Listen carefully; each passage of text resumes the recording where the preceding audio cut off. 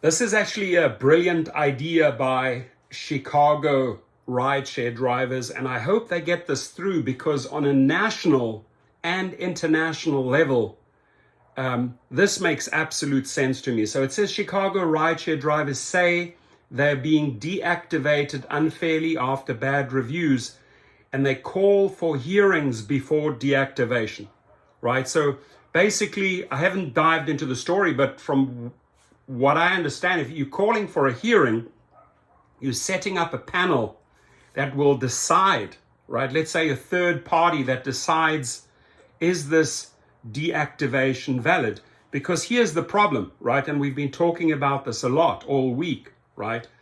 Deactivations, one report by a rider, this happens 95% of the time, it's a wrongful report. They can make anything up, right? Who smelled like alcohol, who's driving crazy, touched me, sexually harassed me, blah, blah, blah. I mean, the list is like, they have like a laundry list of go-to lines that they can complain about, right? And boom, each time the driver is deactivated, right?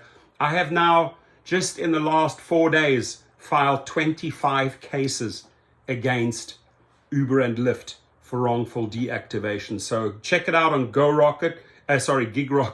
Go to GigRocket, right?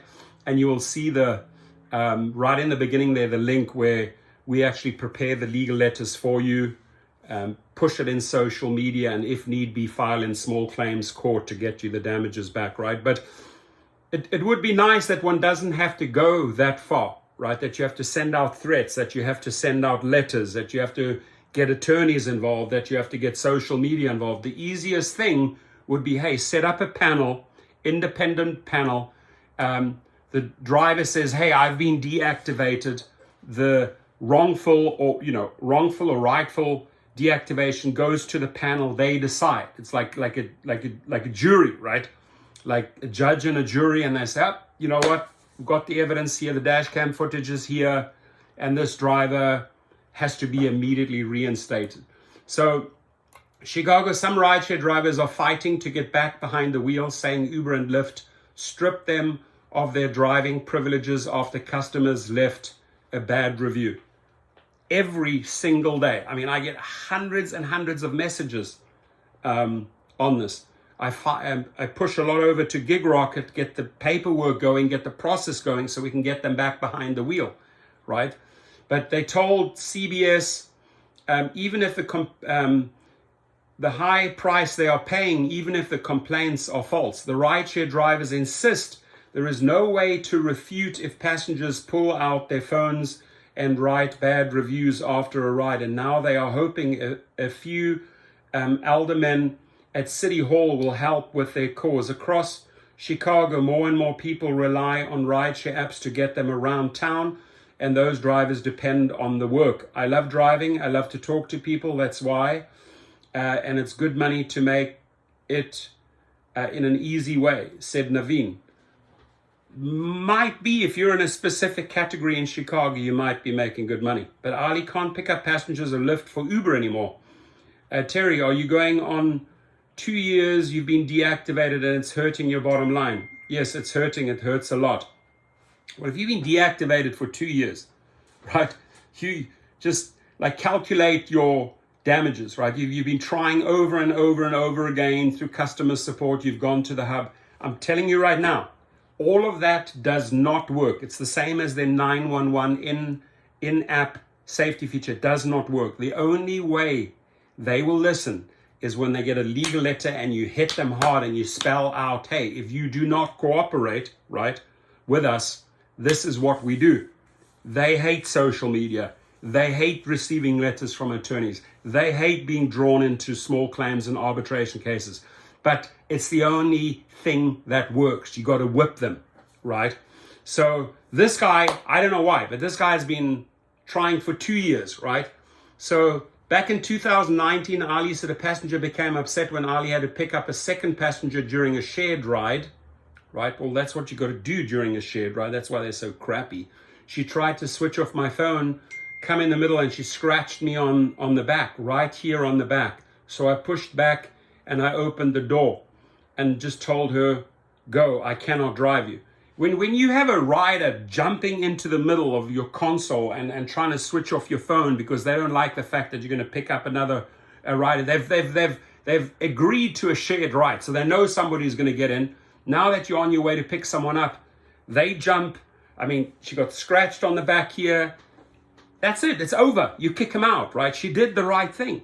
And that Uber or Lyft doesn't have her back is just shameful, right?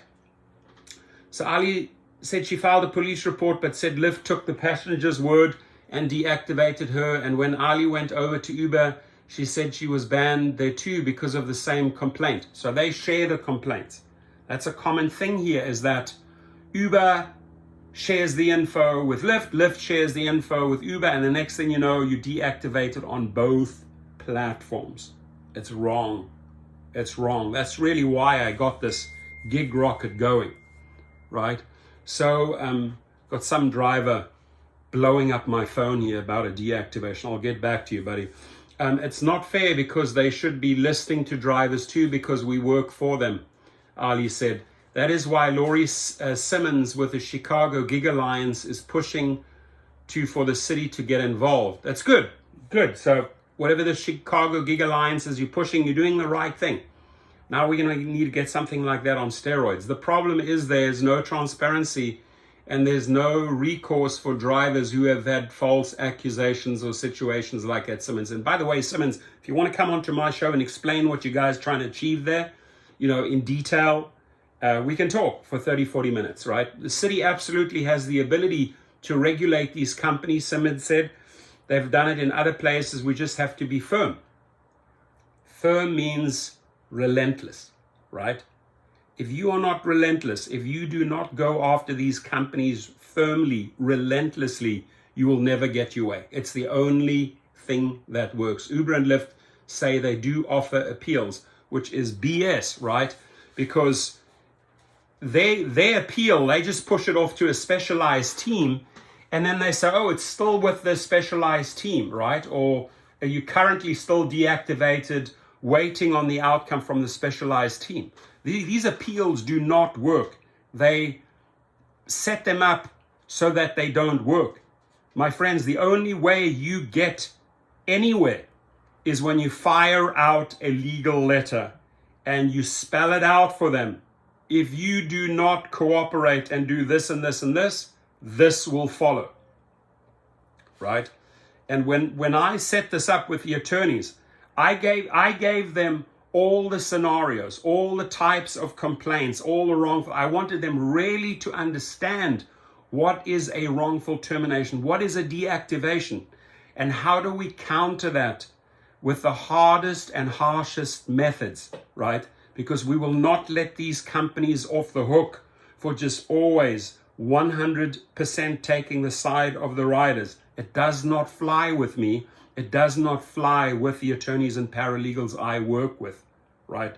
It's completely bogus, their system. It's supposed to frustrate you. It's supposed to never get a resolution for you. So you have to force their hand, right? So for her part, Ali just wants to get back on doing what she enjoyed. Means, hey, she just wants to get back on there and reactivate her. And I'm going to tell you what, I will guarantee you, because she got CBS and the TV and everything involved, she will be reactivated, and there's going to be some little complaint after 2 years saying, oh, you know what, we reviewed it one more time and yes, you're good to go. Watch, just watch. Sometimes you got to get these big guns involved. You got to get CBS, ABC, Fox, whatever, all of these stations involved and put relentless pressure on them. She says, at least we need a fair chance to talk as a driver. The Gig Alliance is still finalizing a proposal for deactivation hearings. Terry is told several aldermen are on board and could present it to city council committees by the end of the month. Now, if you want any feedback on that, what that should look like, what these deactivation hearings should look like, right? I will gladly give you my input. Just call me, Simmons, and I'll tell you why. Because I get 200 to 300 messages every single day, from all corners of America, from overseas. People share their stories and say, can you help? Can you help? Can you help? And it took up so much time, right? I was helping everyone, and I said, like, you know what? We got to set this up and put this on steroids, right? We got to set up a system where we can move them from deactivated to reactivated. So go check it out on GigRocket. And again, you know, Simmons, please contact me, because I can give you really, really good input if you want it. It's free, right? I am all for a great body being set up, right? Maybe all national and international deactivations come to one central, right? Maybe we form a non-profit organization where companies actually sponsor this, or people pay in, right? But you have to pay people to review, and there has to be an independent third-party panel, right, that makes decisions. And they cannot be paid or bought by Uber like some of these unions who receive monies from Uber or Lyft. That just simply doesn't work. Those are double standards. It has to be truly independently run by a third party, right, who then makes a decision. Yes, they were deactivated correctly, or no, they were deactivated wrongly, immediately reinstate them, Uber and Lyft or DoorDash or Grubhub, whatever the company is. What do you think? And please feel free to offer your feedback here at the 11-minute mark, if you're still listening. I hope you are.